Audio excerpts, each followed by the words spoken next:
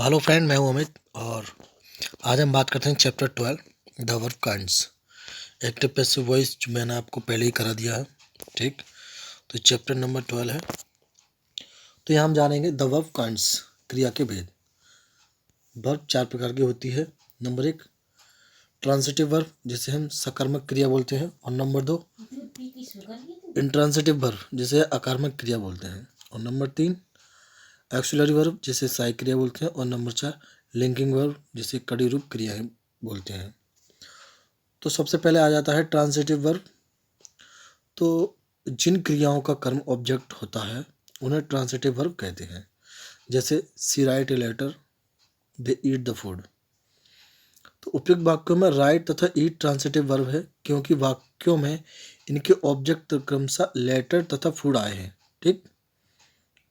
दूसरा intransitive verb, जिन क्रियाओं के साथ बिना किसी ऑब्जेक्ट कर्म के ही वाक्य का अर्थ पूरी तरह समझ में आ जाए उसे इंट्रांसिटिव वर्ब कहते हैं। जैसे she goes, they swim in the river. ठीक। उपयुक्त वाक्यों में बिना ऑब्जेक्ट के उपयुक्त वाक्यों में बिना ऑब्जेक्ट के प्रयोग के वाक्यों का अर्थ पूरी तरह समझ में आता है, इसलिए गोइज तथा स्विंग इंट्रांसिटिव वर्ब है। ठीक है ना।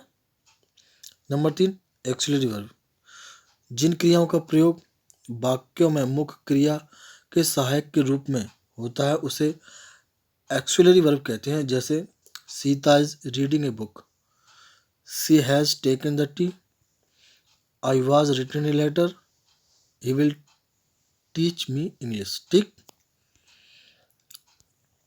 तो देखिए, उपयुक्त वाक्यों में काले मोटे छपे हुए जो शब्द हैं वो एक्सिलरी वर्ब हैं, क्योंकि इनका प्रयोग मुख्य क्रियाओं के सहायक के रूप में हुआ है। ठीक है ना। तो एक्सिलरी वर्ब जो हैं दो प्रकार की होती हैं। नंबर 1 प्राइमरी एक्सिलरी वर्ब, और इन एक्सिलरी वर्ब में be, is, am, are, was, were, have, has, have, had तथा डू, डज, डिड।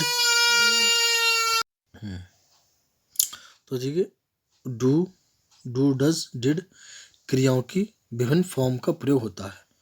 जैसे she has done her work, I am playing cricket, they were reading novel, Ramayana was written by Valmiki. ठीक है ना। और number दूसरा होता है मॉडल एक्सिलरी वर्ब।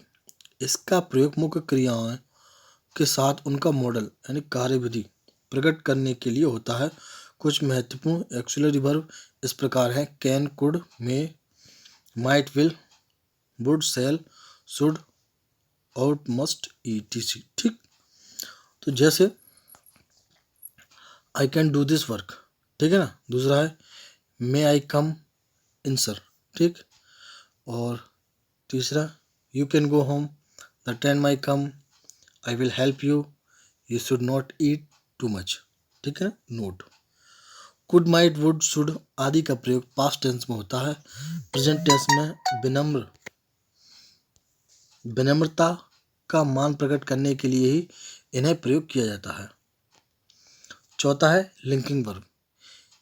इन क्रियाओं का अर्थ को पूर्ण करने के लिए किसी शब्द कंप्लीमेंट की आवश्यकता होती है, उसे लिंकिंग वर्ब कहते हैं। जो सब्जेक्ट तथा कंप्लीमेंट के मध्य लिंक यानी कड़ी का काम करे वे शब्द लिंकिंग वर्ब कहलाते हैं। ठीक।